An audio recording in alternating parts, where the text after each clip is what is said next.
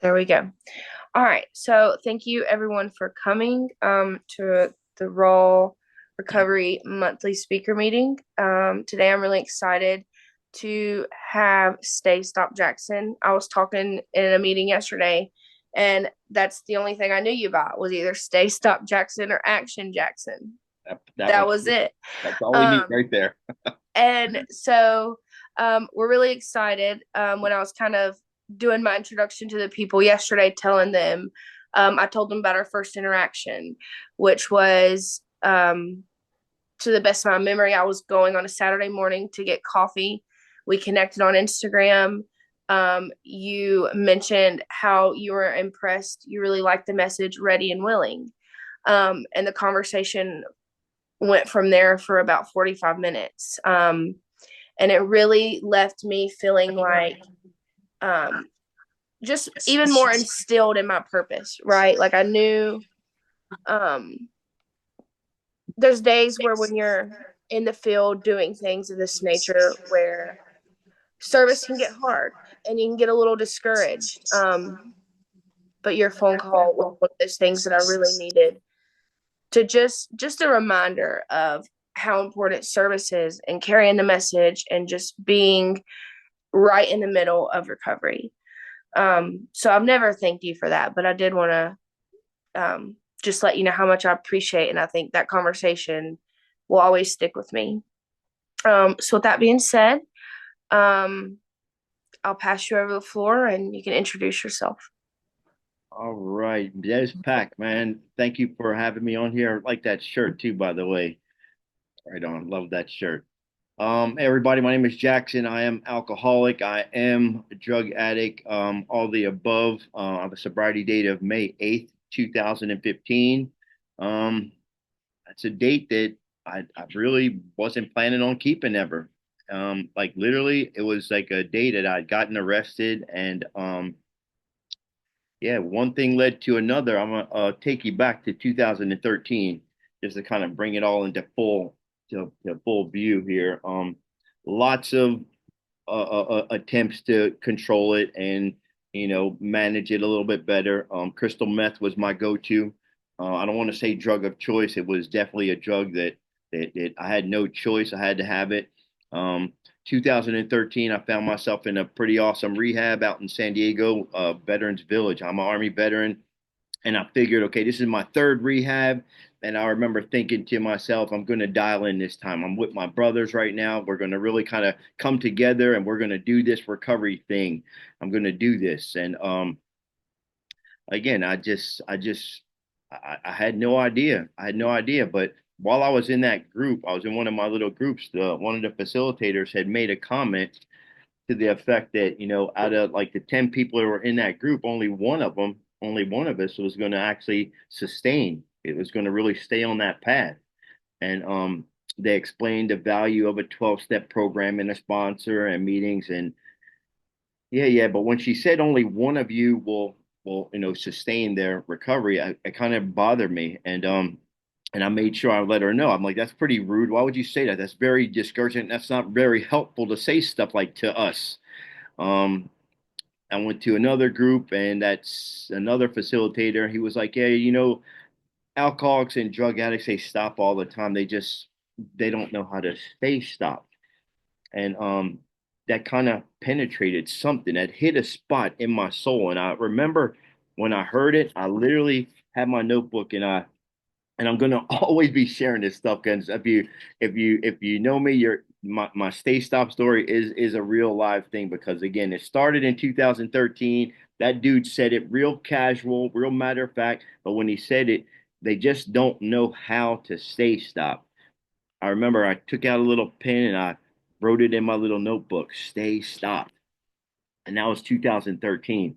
Now, I want to flip back real quick. When I was in the military, actually, if I go all the way back to childhood, really, if I really just take it back, I'm going to pause at 2013. I'm going to come back to it because when I was a kid, I remember, I was 12 years old. I remember going to one of the senior high school parties, and it was and I so vividly, I remember my first drink, my first drunk, and one of my friends that shared this. He goes, you know, you can't remember your first hot dog or your first steak or your first slice of pizza, but for some reason, I remember that first drink. I remember that first time I got wasted, and man, that has stuck with me forever. So I'm 12 years old, and I fast forward, and I kind of drank all through high school, and when I went into the military, coming from a background, I'm from a single mother background, single mother family. It's just me, my sister, and didn't never know my dad at all.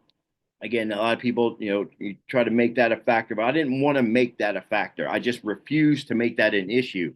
But it may have had some part. I really don't know. But what I do know is I come from, and I don't really share this part too much. I come from a mixed background. I come from a mixed background.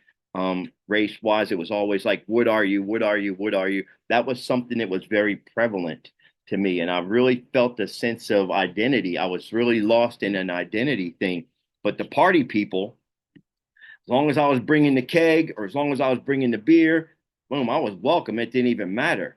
So I saw that as these are my people right here. These are this is my party people right here. And it was interesting because I grew up like it was really strange. I grew up in Jersey, again, heavy metal. You know, it was like Metallica, Suicidal, you know, Anthrax. I mean, that's the kind of stuff that I grew up with. So that was really contrary to what it appeared it should be. But again, I didn't know. I just knew that this is where I fit. This was the party people, and this is where I belong. So fast forward, I left I graduated high school, went into the military, and moms went to Florida, got married. My sister went off to college, and it was just pretty much me. And I just had to go out there on my own. I'm like, okay, I'm a soldier now. I'm going to go out there and I'm going to, you know, serve my country. And I really wore that with a solid badge of honor to be able to do that. And sure enough, soon as I get into the military, went through my basic training, went through my general training. Again, it was no drinking, of course, through basic training. But I remember as soon as I got to that first duty station, party was back on again. And it was very welcomed. It was very accepted, you know, to be able to drink when you're, you know, in the barracks or whatever. As long as I was on that formation on time. Fast forward 1 year, 2 years, 3 years. I was in for 4 years in the Army.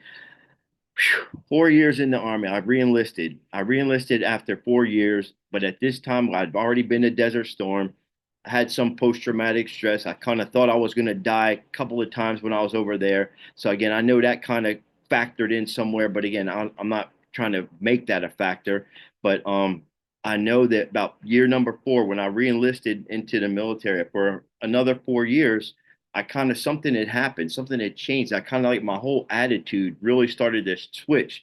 I was more defiant to the officers. I was defiant to my commanders, to my platoon leaders.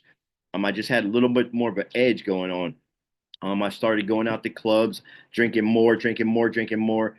I ended up getting a dirty UA while in the military, and I was given a general discharge.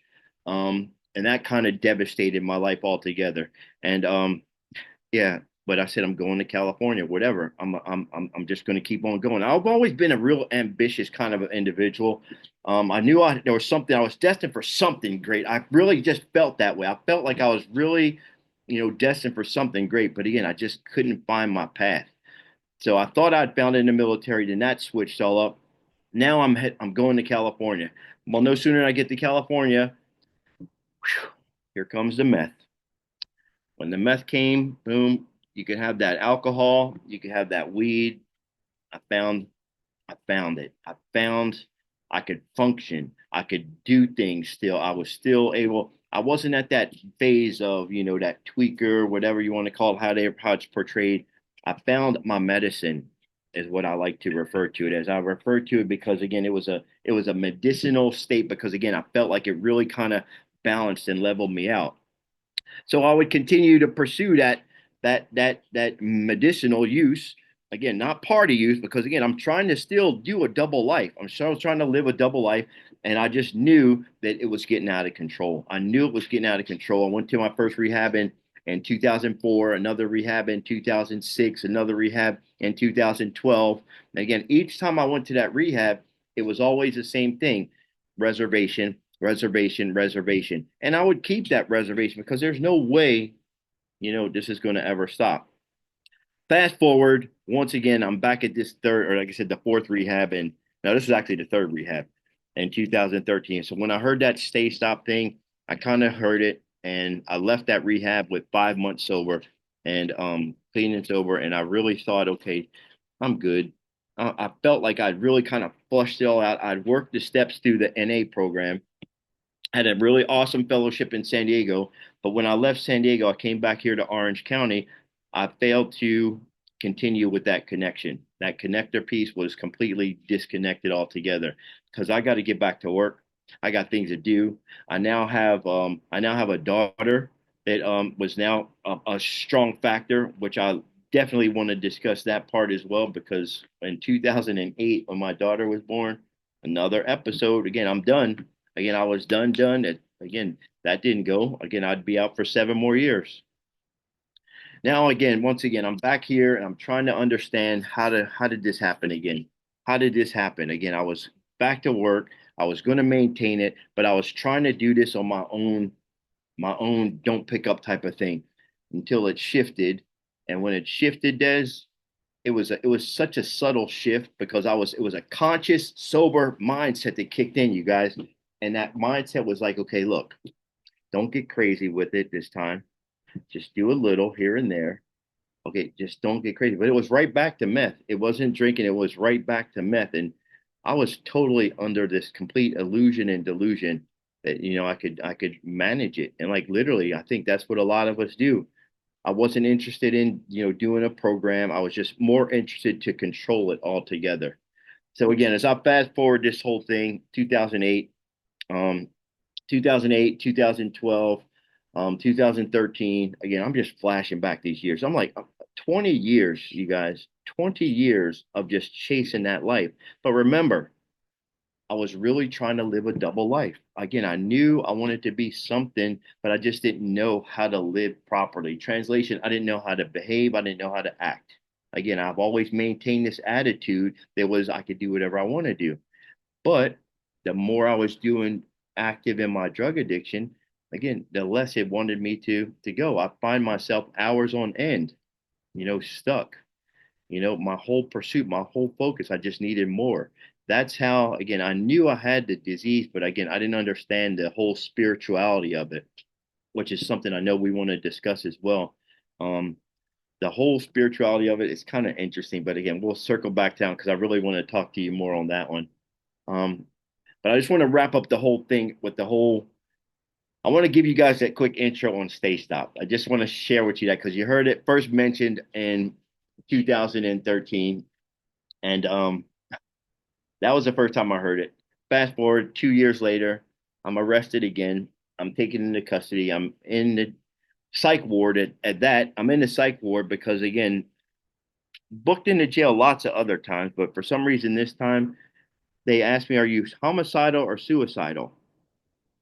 And I just remember I just broke down and cried. I could not stop crying. I'm being booked into custody and they were like, "Are you homicidal or suicidal?" And it was the most hopeless. I felt like I was at just the most hopeless state I'd ever been.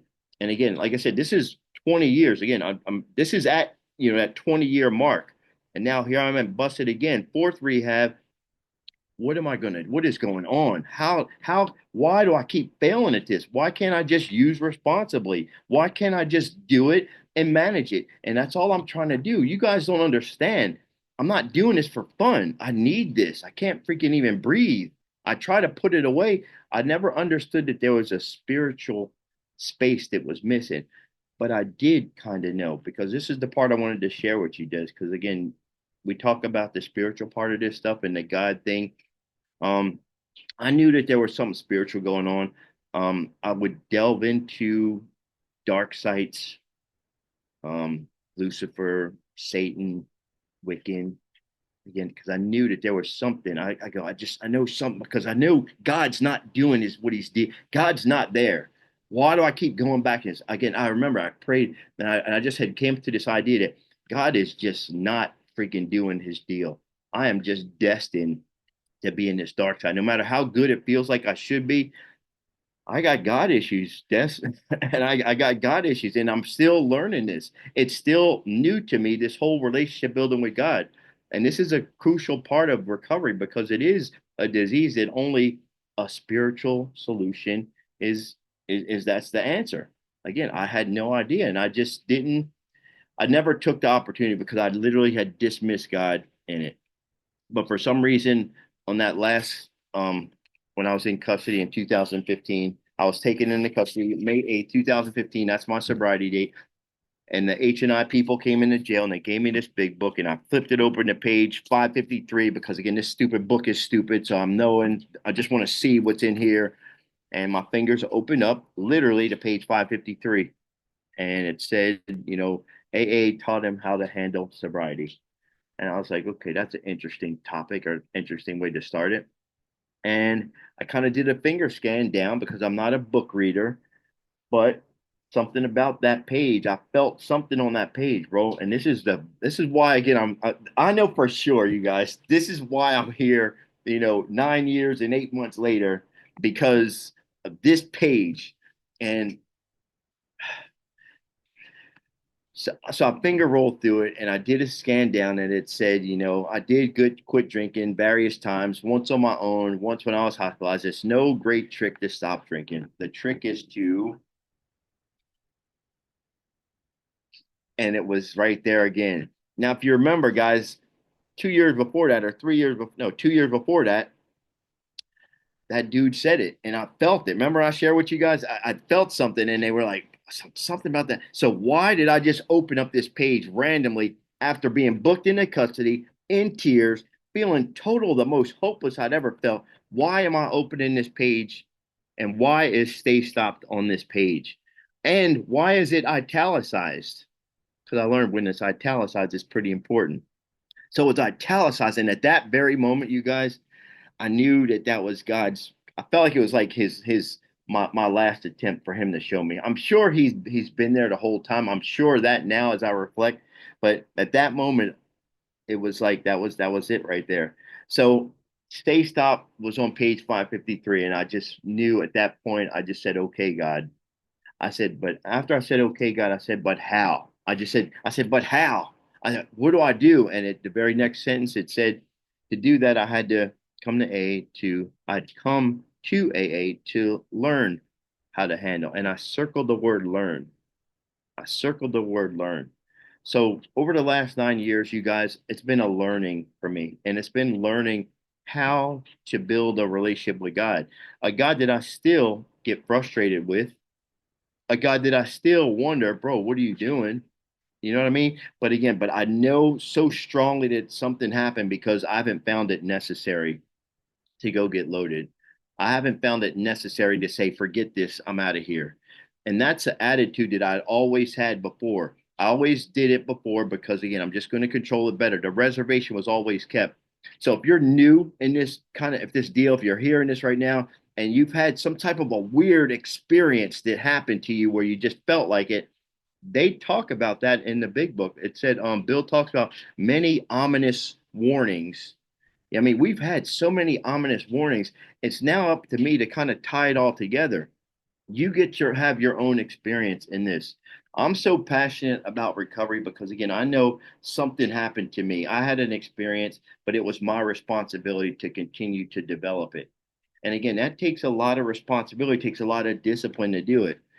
So when I came with this Stay Stop thing, if you guys see my little board back here, I knew that was going to be my thing. I knew that that was a divine moment.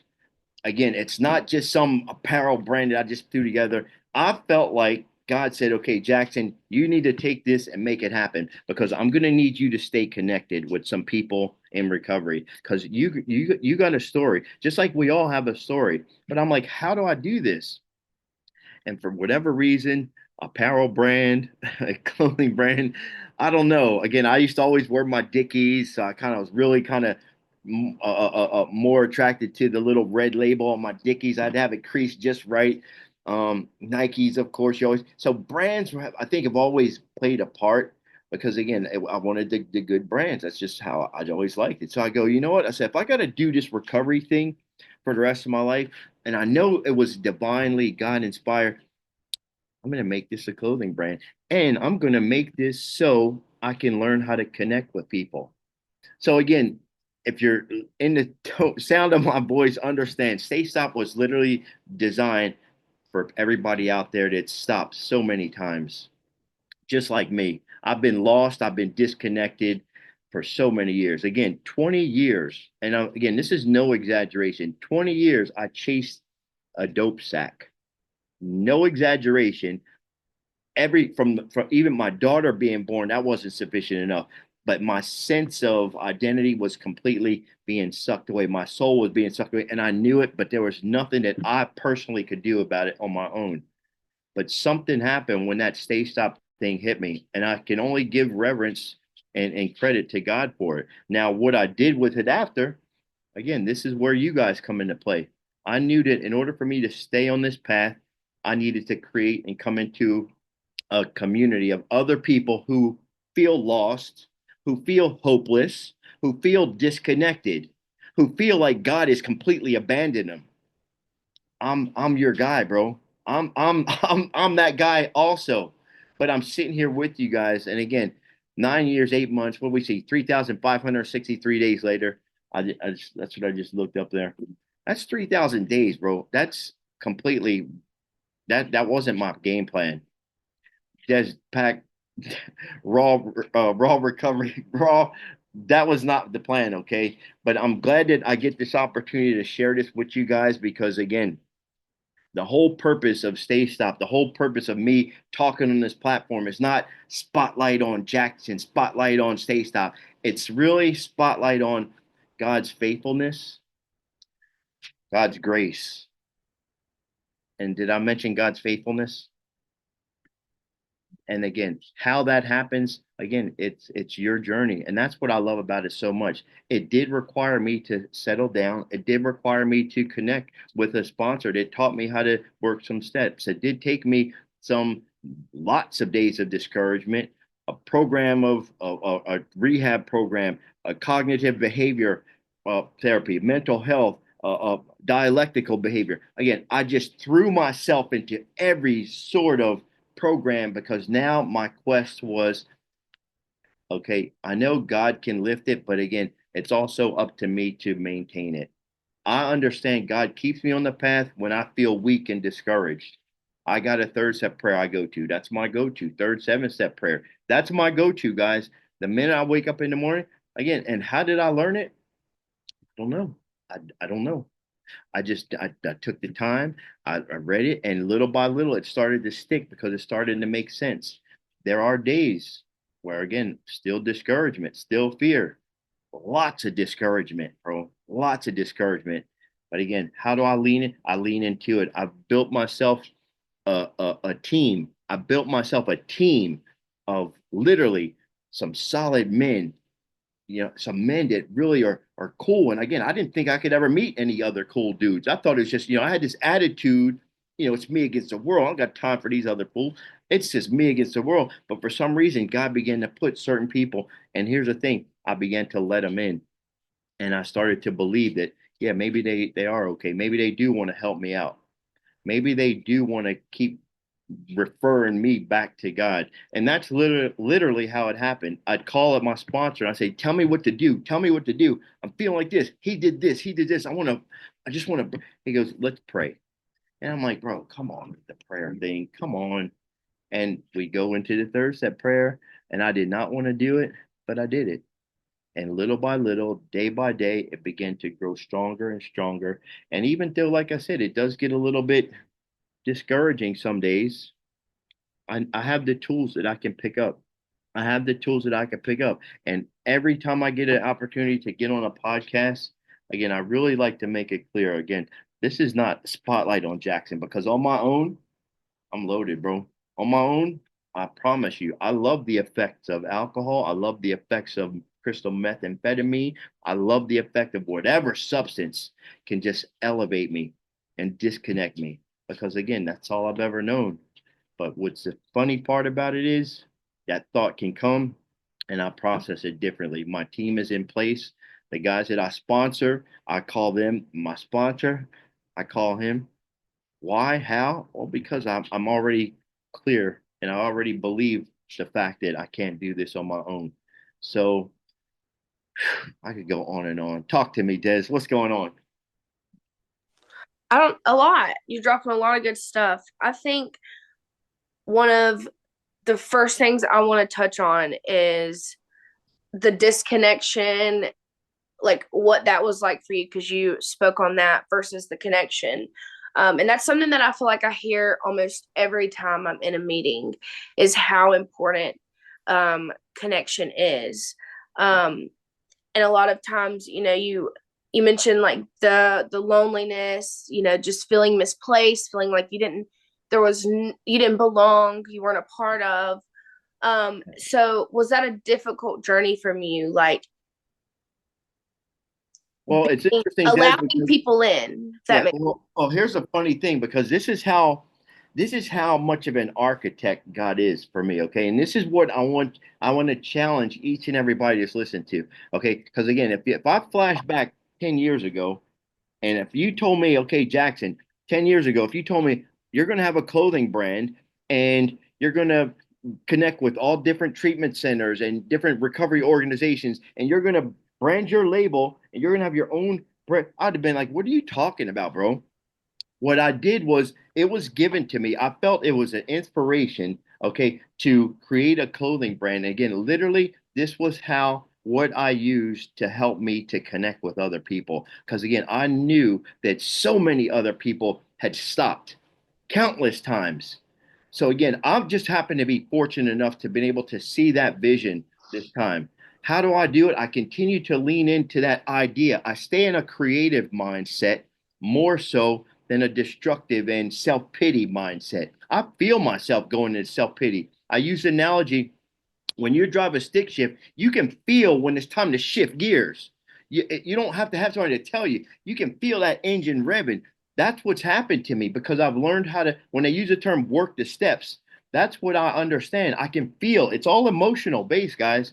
It's all emotional based. It's all thoughts and emotions are getting me. And I got to understand how to process those things. So when I feel myself drifting into that place, okay, sometimes I'm there for a minute, sometimes I'm there for a day, right? But again, I feel it and I know what I'm supposed to do. Again, and I have to shift into my creative mode.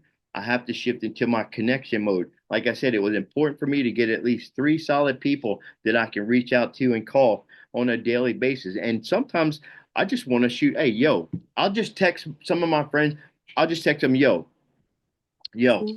like literally, and that is just enough to shift it. If you haven't been able to connect with at least two or three people that you can just text hi or yo when you feel yourself drifting, again, that's what I want to encourage in you today. Now, remember, recovery is a personal deal. You got to find their groove, but again, put more energy, put more willpower into developing those friends and those recovery partners. You know what I mean? I needed recovery partners because again, I don't know how to do this on my own. So again, when I do feel myself drifting, again, I shift into creative mode. I shift into my connections, the people that I network with. I'm a networker now. Again, it's discouraging still because my brain still says nobody likes stay stop. Nobody wants to work with you again. But I know that that's the ism. I call it the ism. I sabotage myself or I separate myself. Those isms come in that form way before the drink comes around, but I can recognize when I'm separating myself, and I'm it's my responsibility to switch it and to turn to it and reach out.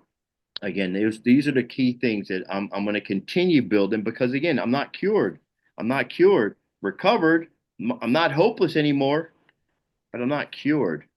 Those feelings are still alive and well. And it's my responsibility to build those connections.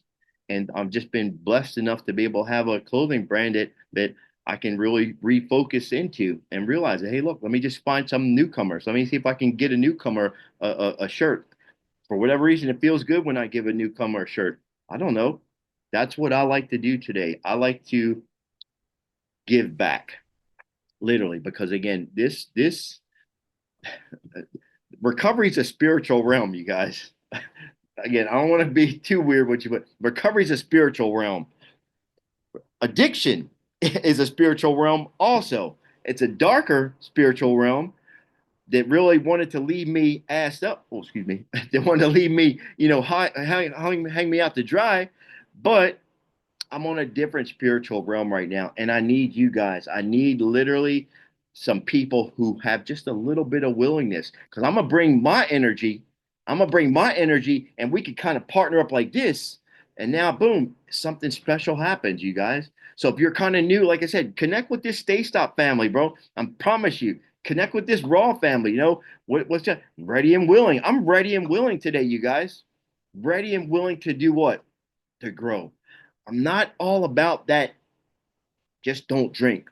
Just don't pick up. That's not my jam. It's not my jam. Again, I'd rather focus on how can I build? How can I stay ready and willing? What can I create for a newcomer? What can I give back to my community? I became a big participant down at the VA, down at the Long Beach VA. I'd go down to the VA and I'd be pushing World War II veterans to their doctor's appointments. Who wants to do that kind of stuff? I don't know. I didn't, but I did. Communities need us. We literally can be an active part of society again. There's going to be fear. Let's walk on through it, bro. Let's just walk on through it. What's up? No, I love that you say that because I already mentioned the first time we talked, but when I first entered the rooms, and whether it be like the online recovery rooms or AA, I always heard like keep coming back. Mm, Like at the end of the meeting, that's what they say, keep coming back. And it like I get it, but it didn't click. Like I didn't when I hear that, I'm not inspired. That doesn't light a yeah, fire, like keep yeah, coming yeah, back. yeah, Like I don't no. want to go back out, right? Yeah, So stay, bro. Stay. yes. And so I have a friend who comes Yeah. on here that went to her first AA meeting in New York, Mm, and she jumped on here and she was telling us about the meeting. And at the end of, when they're closing out their meeting and they do the serenity prayer, they say stay instead of keep coming back. And then like 2 weeks later, I'm talking to you. And so a lot of us have clung to the stay. yeah. Like you don't have to go back out there. Like there's so much more to this life. Like you can never pick up a drink or a drug for the rest of your life. Then you're just gonna be dry, right? Again, just You're the not emphasis. working, you're not cleaning the Exactly. inside. Yeah. And again, the main emphasis, again, these are all learned behaviors. Again, my will in my life is on a whole different plane now because I can at least be honest enough to go, I don't know how to stay. Like literally. So I'd like to learn how to stay. Can you show me? My buddy John say, I can't. God can. I think I'm gonna let him. I mean, I wanna learn how to let him. I don't know how to let God. I don't know how to seek support from friends. Again, only before all I knew was, what do you got for me? That was always my attitude. So learning how to, walk beside someone in recovery was a learned thing. And it takes a lot of learning. Again, that's what recovery is. I embrace the practice. I embrace the practice. They told me progress, not perfection. They told me, practice these principles. And I signed up for that, guys. I signed up for it. And the only way I stay interested in it is because I get newcomer guys all the time. And like I said, I'm pretty energetic with this. I'm really kind of really harnessed right now because I'd be way more fired up, but I'm really I'm really settled right now. But again, I have a lot of energy for recovery because it was never supposed to stick, bro. I was never supposed to stay, but something happened. And now I feel like it's my responsibility. I am responsible. If I get an opportunity to get on a platform like this, let's talk about it, bro. I got some pages I can show you, can save. Watch it, watch it. You don't want to read this book? No problem. Check out page 60 to 63. We'll talk about it. Okay, even better. How about just check out page 30? Check out page 30 for a minute. I mean, and then just let me know. Get you a highlighter. I tell them, get you a highlighter pen, and then let's see if it speaks to you. Guaranteed, bro. It's going to speak to you. And now the door opens. Let's talk about it some more. I don't want to be that mechanical, sponsor type deal. My friend Lisa told me, she goes, speak from the heart. And when she told me, speak from the heart, I had to look up what does that mean. I go, what does that mean? Because I'm such a book person. I want to just show you, but again, but it's so interesting because my book has become a part of my heart. Like literally, it says it works if you work it. Again, and I work it, bro. And I want you to work it, but you're not going to work it unless you're motivated to and you're disciplined to. And I'm going to give you some gentle discipline. I'm a soldier, bro. I'm a soldier for the Lord. I'm a soldier for recovery. And I promise, bro, I promise there's not a lot of us out there, but I promise, like I said, you get on this Stay Stop family thing, like you said, you'll get a whole new energy and you'll find your purpose. You'll find it again because again, God's going to reveal it to you. That's just what I believe. I believe if you're searching, that's what recovery is. I tell them, recovery is searching, seeking, and asking. Searching, seeking. Funny, it's kind of like what I used to do with dope too, huh? Searching, seeking, and asking. It's kind of the same thing, huh? But I'm sorry, it's same concept. So it ain't nothing new. The difference is I got a different team now. And that's what I want to invite people to. I want you on the stay team. I want y'all on the stay stop team because the stop part has nothing to do with, hey, watch this. God takes care of the stop part. I take care of the stay part because I keep practicing. It could be even the other way around. God keeps me on this path. I know that for sure. But again, the stop part, I just relate to God removed that craving and obsession. Again, He removed it. If you're on this thing right now, if you're, God has removed that craving and obsession at some point. Now it's time to connect with the right people. I can keep going. I can really keep going. What's up, Des? Tell me something else. Let's jump into the spirituality, really more so on the faith side. Thanks. So I think there's a few different ways I guess I could ask it, but I think when we were talking before all this started, I think that's the best way to ask it. Um, so I want to hear a little bit about your like the spiritual journey over the last 9 years. Like, I know like for me, my day one, my spirit was broken, it was crushed, it was dark. Um, it was a mess, right? To Yeah. put it lightly. Um, and so like I'm sure 9 years for you, there's been tests of your faith. Oh, big. There's been times where you questioned, God, your higher power, whatever you want to define it. I feel like your higher power is God based on our conversation. Yeah. So I want to know what that looks like for you. I want to know not the dark part. I want to know how you get through that. I want to know how you stay strong in your faith. That's it, what I. it's really cool because again, I do this thing. I had a sponsor that told me one time. He said, Jackson, it's just as important for you to listen to what God has to say to you than it is for you to tell Him what you have to say. That opened up the door to me to that meditative state sometimes, and I do still practice going into that meditative state because I'm real quick to tell God, "What are you doing? What are you doing?" What, and like I literally get into that. So I get into those moments where I'm like, God, what are we doing here? And whenever I do that, I think that counts. I think God really just wants me to talk to Him. I've learned it. It's okay to be frustrated with God. He doesn't work in my time and space, in my construct. I didn't understand that. I figured, hey, if I ask Him, He should just do it. I didn't understand the whole be still and know. Again, that's how I learned to trust God. Again, these are all learning phases. My attitude towards God shifted somewhere. I'm going to say realistically, gosh, man, I don't even, I'd say more so like around year number five, it really shifted because again, my whole attitude was more of that. Okay, it's not on my same time scale. It's not on my same time, but my job is to still maintain my faith. Because again, here's our topic. And my third step, the principle is faith, right? Again, how do I employ that faith thing? Well, my biggest faith factor is being still.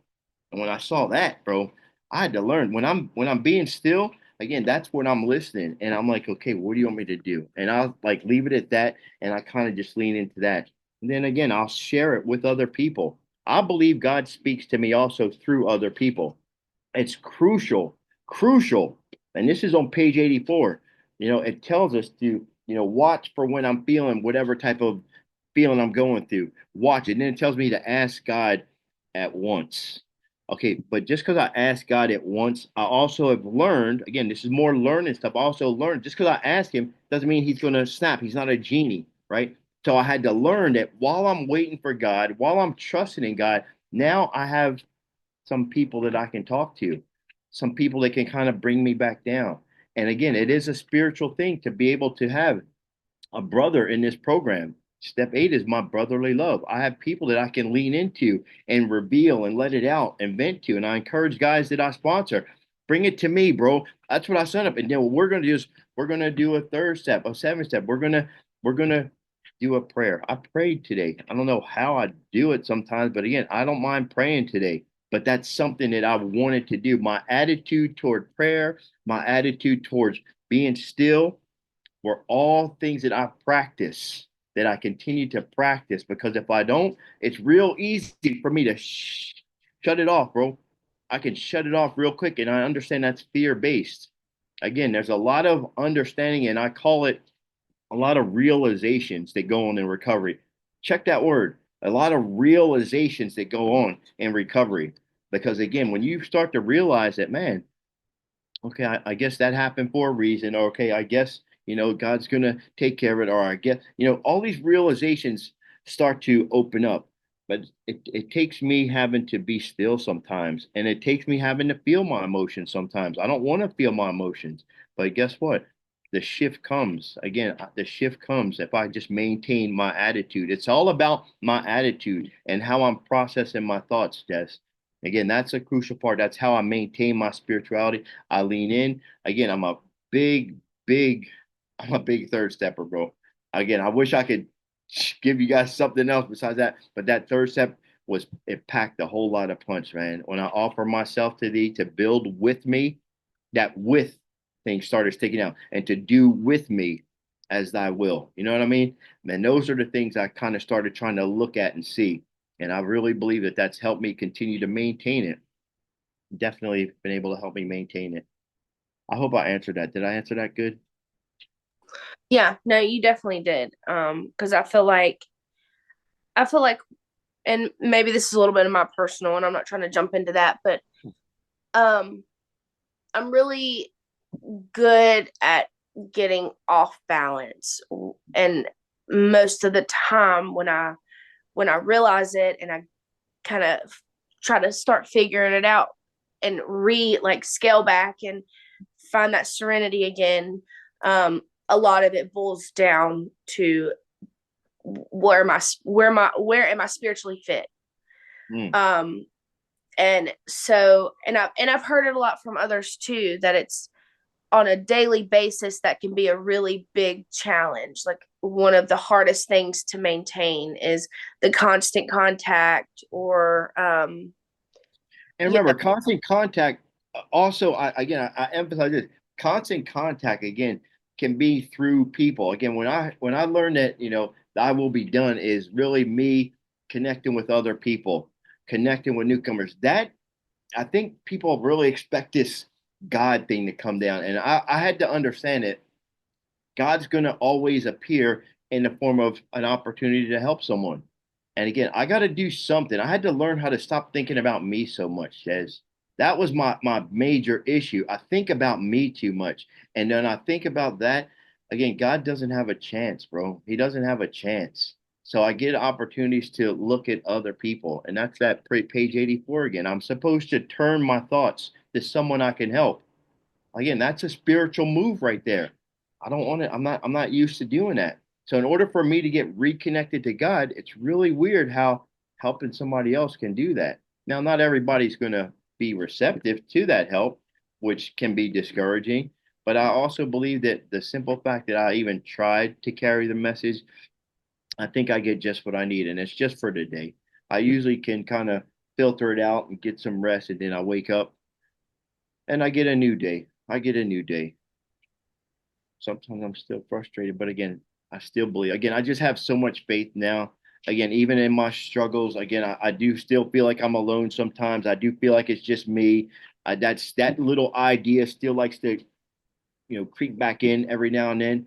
But I recognize it, you guys. And again, it's important for you to understand that you have a realization. The disease is not going away.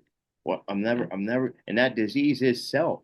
Again, that self wants me to just feel disconnected, and it wants me to feel godless. And again, I've cultivated this understanding that God definitely wants something better for me, but it's up to me to give it and help other people. If I think about me too long, Des, I'm back in the slump again, and I'm back doubting God again. And I doubt God a lot. I'm glad I think we mentioned that too, but I doubt God. I doubt him. I doubt him. I doubt him. And then I go, oh, that's me. That's me. Again, I'm in self mode again. Okay, God's always been faithful to me. I know he's been faithful because I'm not at a connect right now. Number one. Number two, I actually want to talk about it to someone else. It's so important to find at least one other person. I say two. I say at least two other people that you can really kind of lean into. My peers in recovery are really crucial to me. Like I said, that is something that I understand in a whole different special way. Again, I understand that when I share my experience with you guys, it's it's that little bit of spiritual opportunity to really say, okay, God, there you are. There you are, God. Thank you for bringing me that person to really share, because now I can relate to you. Yeah, I feel discouraged too. Yeah, I was pissed at God too. Boom, you are too. Boom.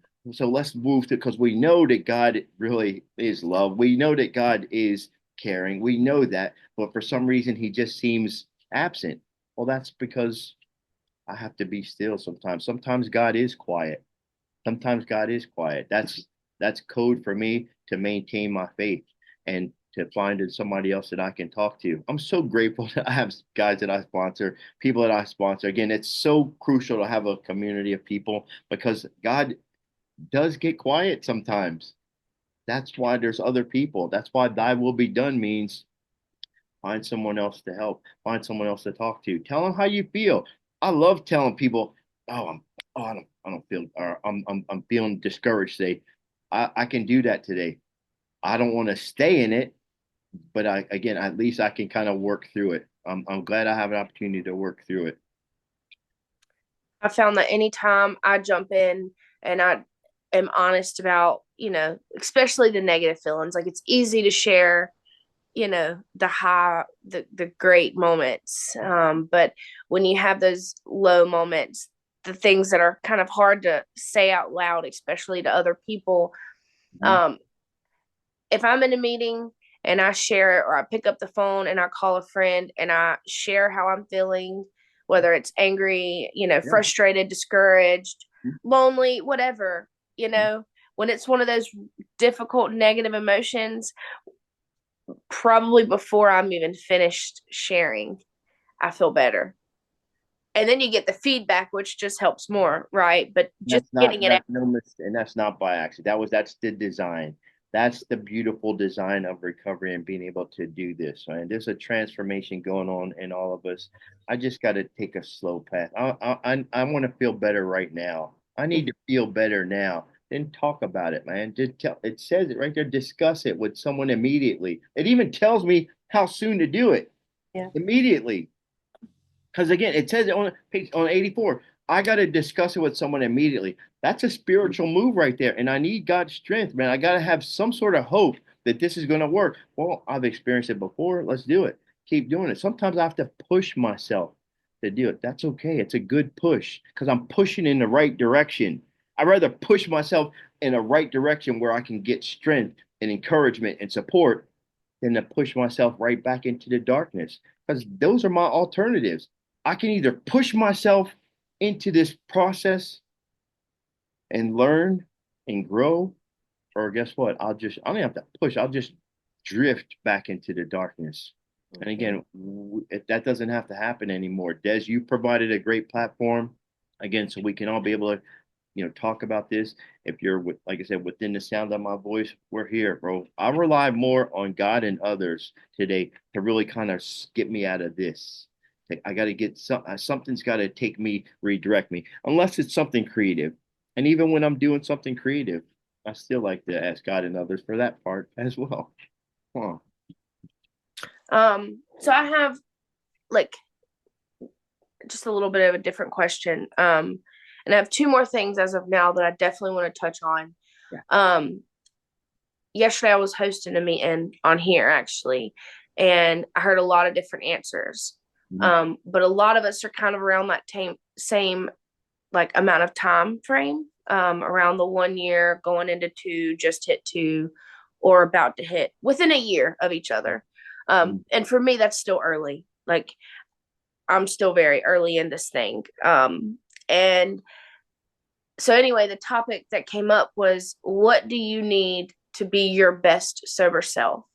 And I heard so many different answers. We had some of the same common themes, Mhm. but I heard a lot of different answers. And so I'd like to hear that question be answered from someone a What little do you more time. need? Say it again. What do you need? To be your best sober self. What do I need to be my best sober self? Well, I need I need to first of all I need my attitude to be aligned properly. Again, I need my attitude. I need to be able to check my attitude. Again, I'm a firm believer of trust God, clean house, help others. Trust God, clean house, help others. So that clean people like that. I don't want that clean house part is a big part. So if I don't keep my house clean, if I don't check my attitude, God don't have a chance, and others don't have a chance. So again, what I like to do is I like to first uh, uh, uh, get that attitude in alignment, and I align my attitude again. Once again, I start my morning on I got a routine in place. Again, I got to get that routine in place right out the gate. Routine was crucial for me from the moment I opened my eyes. It's got to be, let's go. Got to offer myself to thee. It's got to be, divorced from self. Like literally, it sounds so redundant sometimes, but there's two things going on at all times. Either that weirdo, ridiculous insanity, or I can deliberately realign and check my attitude. My attitude has to be in place. Repeat the question to me again, because I felt something else just now. Repeat the question to me again. What do you need to be your best sober self? What do I need? You know what else I need, you guys? I need my faith.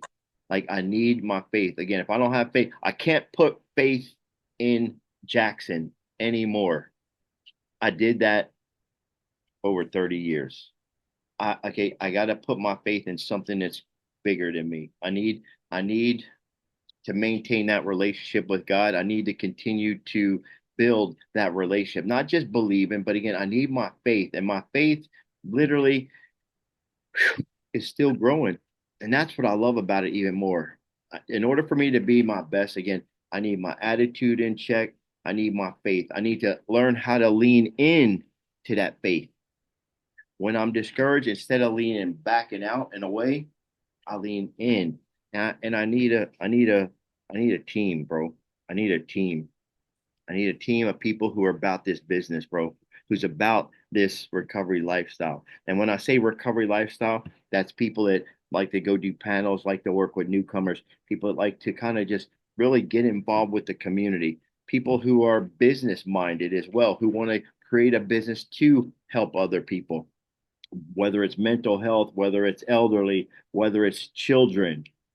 Find that thing. I needed to have some sort of a purpose, bro. I needed a purpose to become a better me. And it's got to be a purpose where I can continue to create and build, create and build. Again, ask me the question one more time. What do you need to be your best sober self? Again, attitude, my faith, a purpose. Again, my purpose has to be creatable and creatable and creatable. I have to be able to maintain some sort of a creative mindset. I can't continue to stay in the old self is still there. My sponsor reminded me of that last week because again, I get frustrated. Like I said, I get frustrated and discouraged. And he reminds me, Jackson, there's still remnants of your old behaviors and your old thought patterns that are still there. Just be aware of that. That mindfulness stuff, that's a new term. I remember that's a new term I heard into recovery. Mindfulness. Like I never would have used that word, but mindfulness is just the fact, hey, I see when I'm starting to get off a little bit. My sponsor reminds me, hey, look, you're still growing. We're still building. The difference is I needed to check that attitude. I needed to lean into my faith. I put more reliance on God than I do on myself. That's one of the key things. If I'm gonna my attitude adjusted, my faith lean into a purpose, and I need to be able to be a part of a community. And you guys are my community. I've attached myself to the recovery community. I'm also attached to my veteran brothers as well. Again, very much so connected to my veteran brothers. But those are core components. Having some type of attachment, being a part of something other than just Jackson. Jackson, give me everything I want. I'm still not satisfied. Connect me to other people where I can help and be part and contribute to society, contribute. Now, again, if you don't have nothing, if you feel like you don't have nothing like that, there's your challenge number one. I accepted my challenge. I never thought I'd have this clothing brand, this thing where I'm making shirts and do again. But I decided, hey, look, I'm gonna make this something. So again, I needed to become a better person. The only way I could become a better person is if I had something to give. Can't keep it unless you give it away. And that's what I like to do today. And I'm giving away hope today, guys. I'm giving away encouragement today. I'm giving away, hopefully, maybe some inspiration even. Yeah. What else? I got one more Bring it. that I can think of. And like I said, if anyone else has something, we'll stop the recording and then we can just kind of open it up.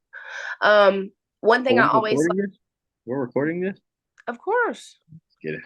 did I not have your permission? Because now I feel like I need your permission I'm totally on kidding. I'm totally record. kidding. Yeah, we're good. Um, We're recording this. so one thing that I always like to ask someone, um, when we're doing this sort of thing is, you know, maybe there's no one who's a newcomer today, right now, live on here.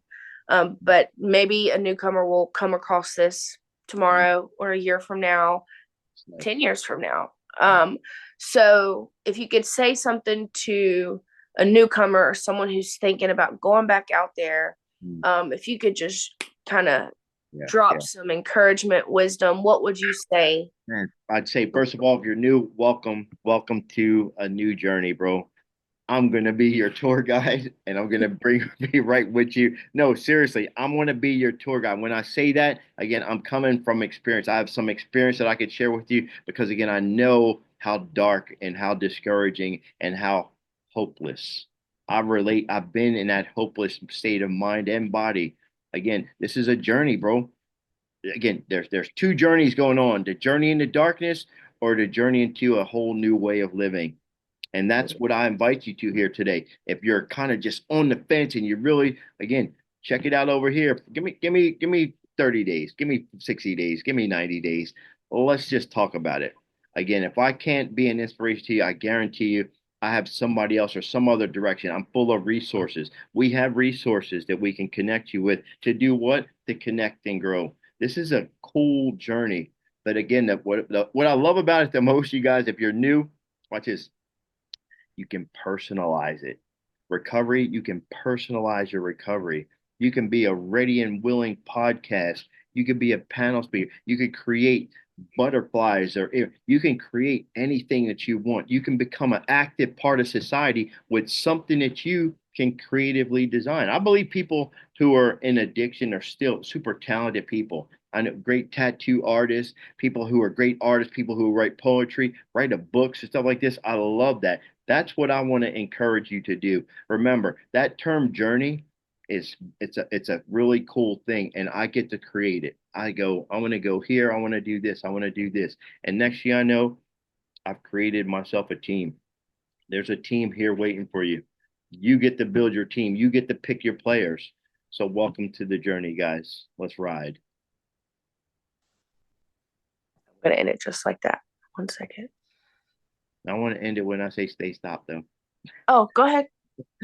That's too late now. I didn't end it. I didn't press it. Okay. It's your journey now because I want you again, seriously, I want to really make sure we understand that this whole addiction thing, it's a real thing. And again, we will go back. And if you're new, it's more likely, again, I've said to these people, it's more likely for people to go back to that pain and darkness than it is to stay on this path. To stay on this path requires spiritual principles, bro. Courage and faith and hope. Those are foreign territories to us, or are they really? You see what I mean? And again, if you give somebody, give a sponsor, I say put that sponsor. You hear it all the time. Get a sponsor, get a sponsor. Find a sponsor, put his butt to work. Ask questions, underline and highlight pages. There's some, you don't got to read this book cover to cover. This ain't a freaking novel, bro. It's not a novel. It's a book you can just open up randomly and you're going to see something that's going to speak to you. I promise that. And I promise that because that's what happened to me. And I guarantee you, so many other people can relate to that. These pages in this book are specifically designed to speak to any type of a dope fiend, alcoholic, anybody who's felt lost and disconnected. I'm sure there's one page. Again, this is not a book you read cover to cover. And I just, like I said, I just believe if you just give it a little finger, a little finger roll, you'll find it. Again, this program, when I say this program, I'm talking about design for living. Okay, I'm trying to understand. You use these terminologies. I'm using these terms. This program that we talk about is trying to learn how to cope with these thoughts. These thoughts are constantly trying to take me back into the darkness. And again, we have an opportunity to attach to something else. Stay stopped is something that's not just stop using drugs and stop you. It's stop going backwards to the old behavior. Again, there's all new open doors here for you right now. The invitation is there for you. The invitation is open. Stay stopped. We're with you all the way, bro.